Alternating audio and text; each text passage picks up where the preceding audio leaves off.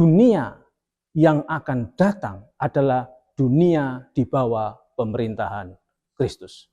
Kita baca kembali teks kita tadi di dalam Efesus 1 ayat yang ke-21.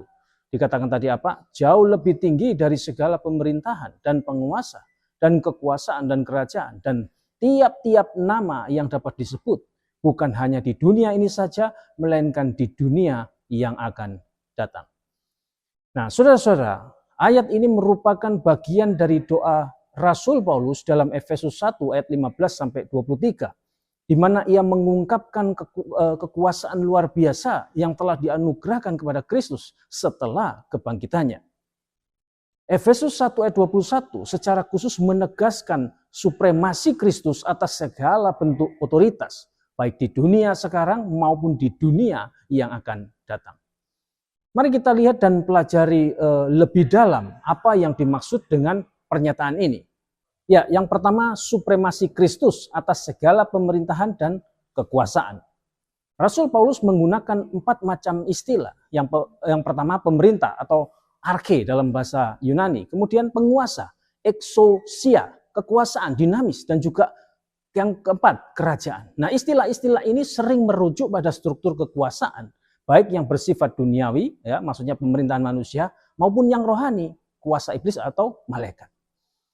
John MacArthur menjelaskan bahwa istilah ini menunjukkan bahwa tidak ada kekuatan di dunia ini atau di dunia yang akan datang yang dapat menandingi otoritas Kristus.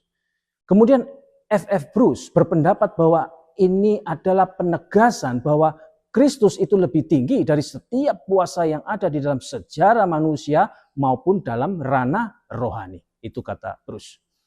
Kemudian yang berikutnya adalah Kristus berdaulat bukan hanya di dunia sekarang, tetapi juga di dunia yang akan datang. Nah, frasa bukan hanya di dunia ini saja, melainkan juga di dunia yang akan datang, menunjukkan 2 hal penting. Apa saja? Yang pertama, otoritas Kristus tidak terbatas oleh waktu. Dia sudah berkuasa sekarang dan akan tetap berkuasa di masa yang akan datang. Kemudian yang kedua adalah dunia yang akan datang adalah realitas yang pasti. Nah, ini merujuk pada pemerintahan Kristus yang akan datang dalam eskatologi Kristen dan juga kekekalan di langit baru dan bumi baru. Charles Hodge menafsirkan bahwa dunia yang akan datang dalam konteks ini mencakup baik zaman gereja yang sekarang maupun pemerintahan Kristus di masa depan secara penuh dan sempurna. Lalu Matthew Henry menambahkan bahwa ini menunjukkan bahwa dimanapun dan kapanpun Kristus tetap Raja yang tidak tertandingi. Nah, contohnya ya di dalam Filipi 2 ayat 9-11. Kristus telah ditinggikan di atas segala nama dan pada akhirnya semua akan mengakui otoritasnya. Kemudian di dalam Kolose 2 ayat 15.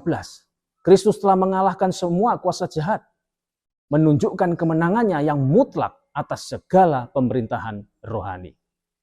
Dan juga di dalam Daniel 7 ayat 13-14. Nubuat tentang anak manusia yang akan menerima pemerintahan kekal. Nah, saudara-saudara, ayat-ayat ini menegaskan bahwa tidak ada otoritas baik di dunia sekarang maupun di dunia yang akan datang yang dapat melampaui atau mengalahkan kekuasaan Yesus Kristus.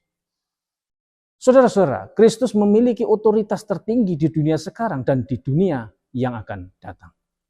Dunia yang akan datang adalah pemerintahan penuh Kristus, di mana segala sesuatu tunduk kepadanya. Tidak ada lagi dosa, kuasa kegelapan, atau penderitaan di bawah pemerintahannya. Nah, saudara-saudara, kita dipanggil untuk tunduk kepada Kristus sebagai Raja dalam kehidupan sekarang. Karena Dia yang akan memerintah di dunia yang akan datang. Amin.